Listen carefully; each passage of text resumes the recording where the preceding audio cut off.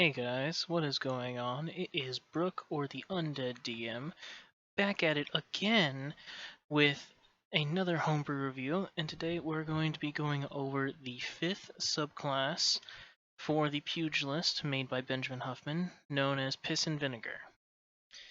If you guys haven't seen my review of the Pugilist class, with my general thoughts and how I'm going to be judging these homebrew subclasses for them by Benjamin Huffman, I would suggest going to see that video first. And once you're done with that, go feel free to watch the rest of these subclass reviews to determine if this is something you want to play in your games or spend money on.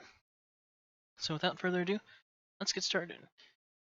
So Piss and Vinegar to me is kind of the way of the open hand monk, but just not as interesting because you don't get your unique features until 3 levels later. And we'll get to the squared circle and does something similar in the next episode. But for right now, we're gonna start with the first thing, where you get proficiency in intimidation, and if you have it already, you can either get proficiency in deception or sleight of hand. It's a ribbon feature, not really gonna help you all that much.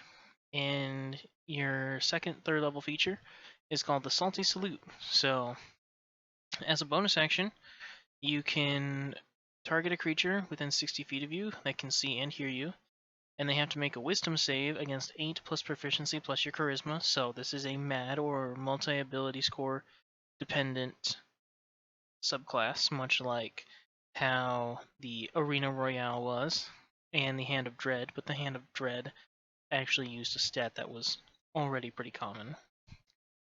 And on a failure, they take psychic damage. So on a failed save with Salty Salute, the creature takes psychic damage equal to a roll of your fisticuffs die plus your charisma modifier, and they have disadvantage on attack rolls against anyone that isn't you until the start of your next turn.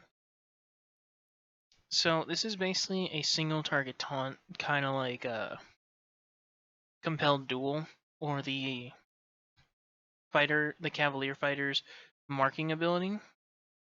It's definitely not a optimal way of taunting a creature, but it is the best way that we currently have in 5e to really play sort of the tank role in a sense, where you could target a creature and they have to hit you. But this doesn't really hinder the DM from hitting anyone else. It doesn't stop them from hitting anyone else. It just kind of makes it so they are better at hitting you and not anyone else. My apologies. So it's not a bad ability. It's not really a fantastic one, but it's kind of the best we got. Dirty Tricks at 6th level, you can use each of the following options, and you can only use each of them once per short or long rest. So essentially, with Dirty Tricks, you get 3 uses, and each option only has a single use. So Heel Stomper, when you deal damage with an unarmed strike, you can attempt to slow them, and they have to make a dex save. And if they fail, you regain a moxie point, and their movement speed is halved for a minute. It's pretty good crowd control. It's a single target. It does require a dex save, which does kind of suck, but if they fail, you regain a moxie point, and their speed is halved for a minute. So reducing a creature's entire speed by half is huge. Low blow, when you deal damage with an unarmed strike, you can choose to hit them below the belt. They have to make a strength save, and on a failure, you regain a moxie point, and they're knocked prone. Prone is a pretty good condition for you, being a melee fighter. But once again, that save is killer, because it's a strength save on a melee opponent, which are gonna have high strength saves anyway.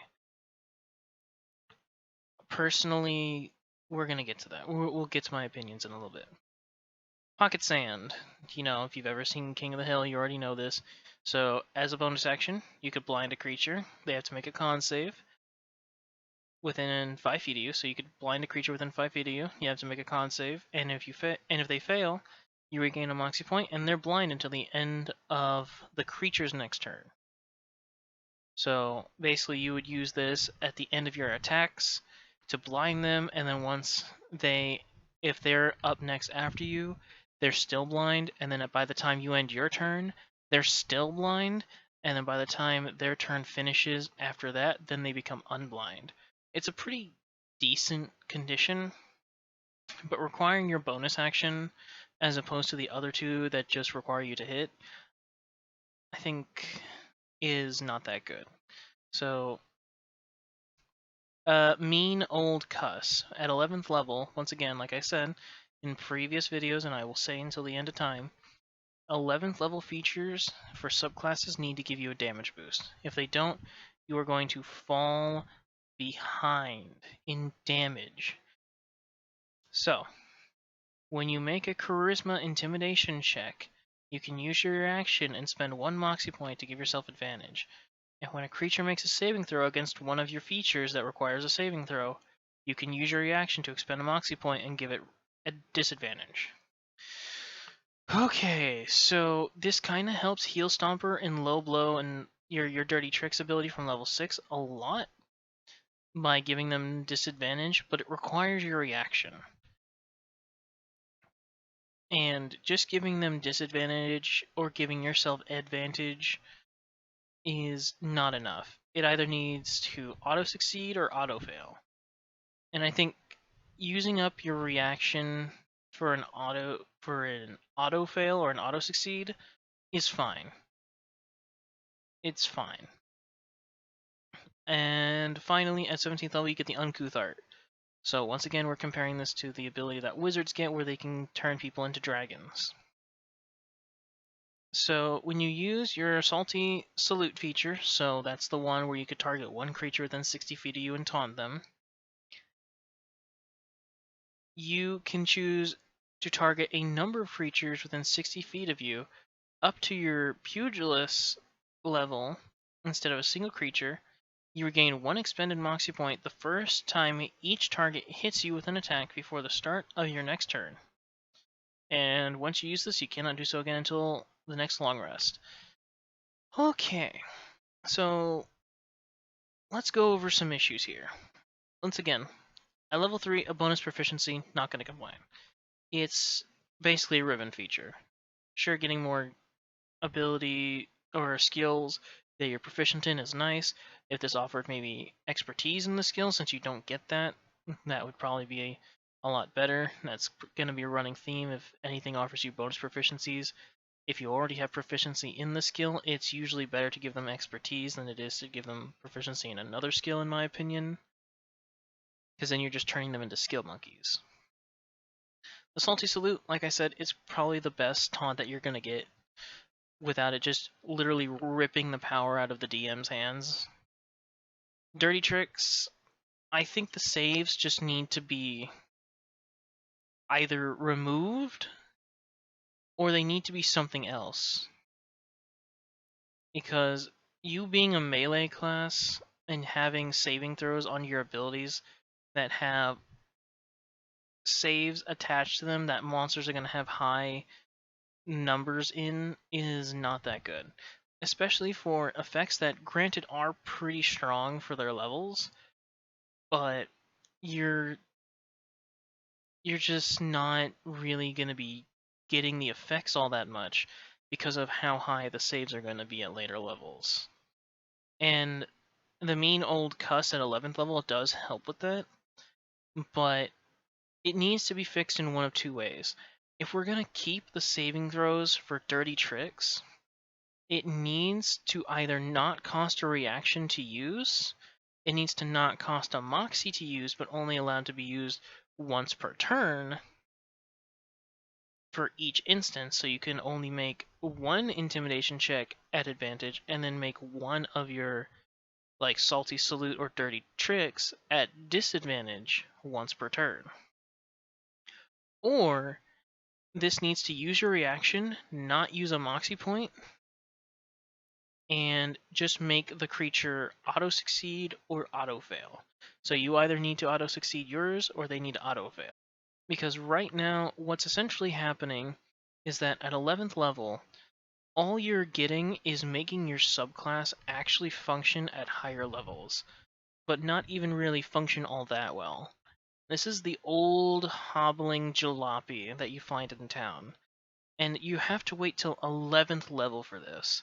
If this was attached to a 6th level ability, this would be fine, and then give them like a damage boost at 11th level. This would be perfectly fine.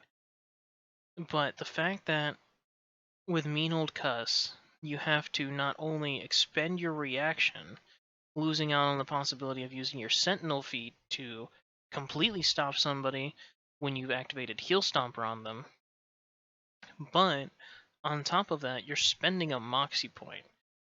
Sure, you're gonna get that Moxie point back, because in a turn, if you hit a guy and then you use Heel Stomper, they succeed the save, and then you use Mean Old Cuss to use your reaction to spend a Moxie point, you're just gonna get that Moxie point back if they fail. But the fact that you have to expend an additional action just to make this work is not that good. It really isn't. It needs more. So, what I would recommend for the level 3 to 3, 6, and 11 is 3, it needs to deal either more damage or something. I think the taunt is fine. It's about as strong as we're going to get in 5e. So I think the taunt feature's fine, but it either needs to do more damage or it needs to cripple them more. The dirty tricks, I like that they have these kind of decent, if not pretty good, crowd control abilities for the level that they're at, but then tying them to dex, con, and strength saves is just not good for later levels. And to have to wait an additional 5 levels just to get the ability to make them actually usable at higher levels, when at this point your party's probably going to be facing really mostly strong enemies because it's going to be close to the end game of the campaign anyway, just to make your subclass work and actually be able to use its abilities more often and more effectively, this needs to do more. And finally, the uncouth art. Having an area of effect taunt and gaining a Moxie point for each target that hits you before the start of your next turn is nice, but it comes way too late.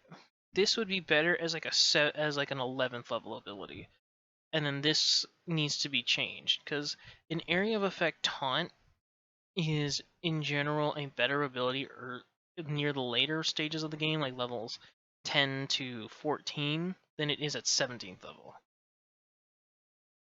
And 17th level ability just needs to be changed entirely, because it just doesn't do enough when compared to I can turn you into a dragon and I can torch all of those enemies myself, when you could just go, I yell really loud and all these creatures now have to hit me with my maxed out con and 17 armor class where I can't benefit from shields, and the only way I get defensive buffs is if I get below half my maximum HP, or I decide to use my bonus action in order to get the same resistances that a barbarian gets, but then also give me a point of exhaustion. So basically, Piss and Vinegar is trying to be the taunt tank, but it fails because the base class just doesn't have enough armor class, doesn't have enough survivability, doesn't have enough features to keep targets in the area that you need them to be. And sure, Piss and Vinegar does help with that, with Head Stomper and Low Blow, but the fact that you have to take a subclass for these is just not optimal. These need to be baseline Pugilist features if it's going to be some sort of tanking martial class. Overall, this class just isn't the best. It's trying to fill a niche in the class that nobody's really going to want to pick because of your low armor class. If you wanted to play a tank or something akin to a tank that can taunt people, just play a full plate shield, sword and board paladin with like a long sword and a shield, and then just take compelled duel. You're gonna be achieving the same thing essentially, and you're gonna be wasting the same resources anyway.